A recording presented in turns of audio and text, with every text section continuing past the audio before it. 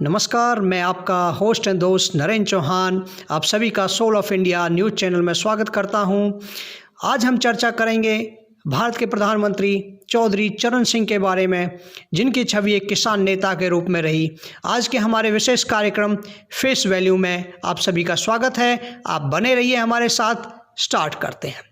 चौधरी चरण सिंह भारत के 5वें प्रधानमंत्री थे। उन्होंने यह पद संभाला। चौधरी चरण सिंह ने अपना संपूर्ण जीवन भारतीयता और ग्रामीण परिवेश की मर्यादा में जिया। उनके बारे में थोड़ा वृत्तांत। भारत के 5वें प्रधानमंत्री रहे। उनका कार्यकाल 28 जुलाई 1979 से 14 जनवरी 1980 तक रहा। उनसे पूर्ववर्ती मोरारजी देसाई रहे और उनके बाद इंदिरा गांधी। उनका जन्म 23 दिसंबर 1902 को नूरपुर, जो ब्रिटिश भारत में आता था, में हुआ।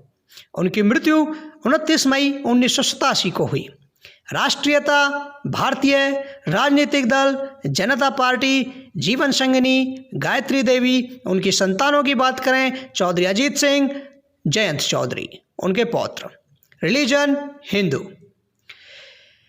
23 दिसंबर 2019 को उनकी 118वीं जयंती मनाई गई थी। यूपी में जो जमीन को जोते बोए वो जमीन का मालिक है, यह क्रियान्वयन का श्रेय चौधरी चरण सिंह को ही जाता है। उनकी जीवनी की बात करें, चरण सिंह का जन्म एक जाट परिवार में हुआ था। स्वाधीनता के समय उन्होंने राजनीति में प्रवेश किया। इस दौरान उन्होंने बरेली की जेल से 2 डायरी रूपी किताबें भी लिखी। स्वतंत्रता के पश्चात वह राम मनोहर लोहिया के ग्रामीण सुधार आंदोलन में लग गए। बाबूगढ़ छावनी के निकट नूरपुर गांव, तहसील हापुड़, जनपद गाजियाबाद, कमिश्नरी मेरठ में काली मिट्टी के अनगढ़ और फूस के छप्पर वाली मढ़ैया में 23 दिसंबर 1902 को इनका जन्म हुआ। चौधरी चरण सिंह के पिता चौधरी मीर सिंह ने अपने नैतिक मूल्यों को विरासत में चरण सिंह को सौंपा था। चरण सिंह के जन्म के 6 वर्ष के बाद चौधरी मीर सिंह शह परिवार नूरपुर से जानी खुर्द के पास भूपगढ़ी आकर बस गए थे। यहीं के परिवेश में चौधरी चरण सिंह के नन्हे हृदय में गांव गरीब किसान के शोषण के खिलाफ संघर्ष का बीजारोपण हुआ। आगरा विश्वविद्यालय से कानून की शिक्षा लेकर 1928 में चौधरी चरण सिंह ने ईमानदारी, साफगोई और कर्तव्य निष्ठा पूर्वक गाजियाबाद में वकालत प्रारंभ की।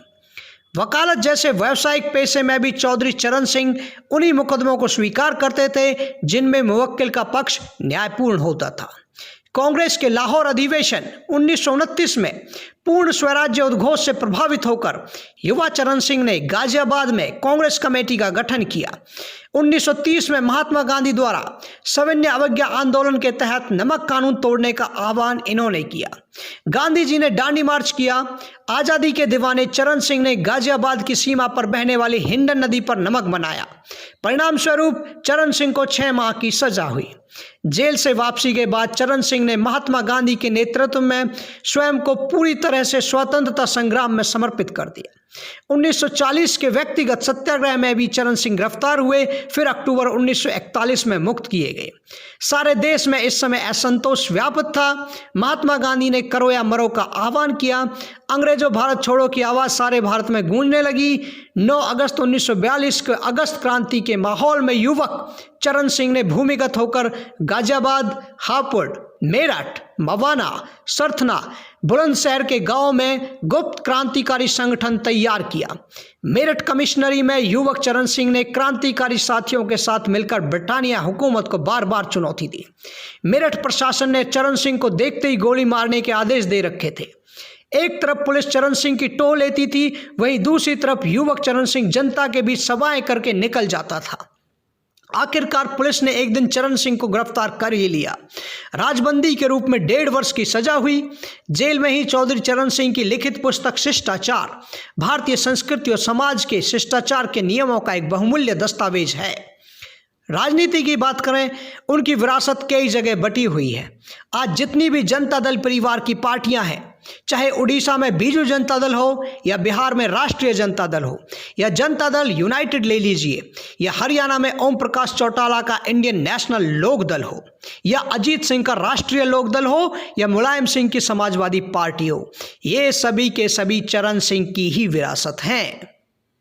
अगर हम उनके राजनीतिक जीवन की बात करें, कांग्रेस के लाहौर अधिवेशन में पूर्ण स्वराज्य का प्रस्ताव जब पारित हुआ था, उससे प्रभावित होकर युवा चौधरी चरण सिंह राजनीति में सक्रिय हो गए।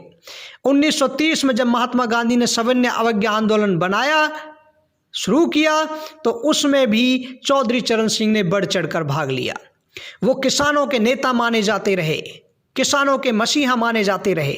उनके द्वारा तैयार किया गया जमींदारी उन्मूलक विधायक राज्य के कल्याणकारी सिद्धांत पर आधारित था।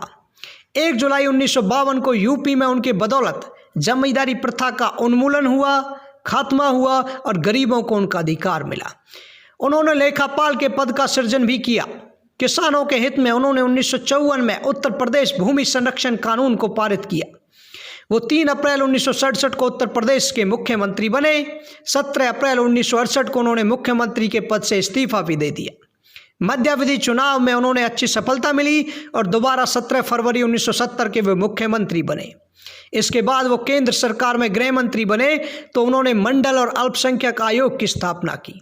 1979 में वित्त मंत्री और उप प्रधानमंत्री के रूप में राष्ट्रीय कृषि व ग्रामीण विकास नाबार्ड की स्थापना की। 28 जुलाई 1979 को चौधरी चरण सिंह समाजवादी पार्टियों तथा कांग्रेस यू के सहयोग से प्रधानमंत्री भी बने। चौधरी चरण सिंह ने प्रधानमंत्री बनने से पहले, प्रधानमंत्री बनने के बाद अन्नदाता के लिए फैसले सुनाए, अन्नदाता के पक्ष में आवाज उठाई और उनके लिए कई अहम कानून बनाए। चौधरी चरण सिंह हमेशा किसानों के मसीहा बने रहेंगे। इसी के साथ हम आज के सोल ऑफ इंडिया के खास पेशकश फेस वैल्यू को विराम देते हैं। बने रहिए हमारे साथ, हमारे चैनल को लाइक एवं सब्सक्राइब करें। धन्यवाद।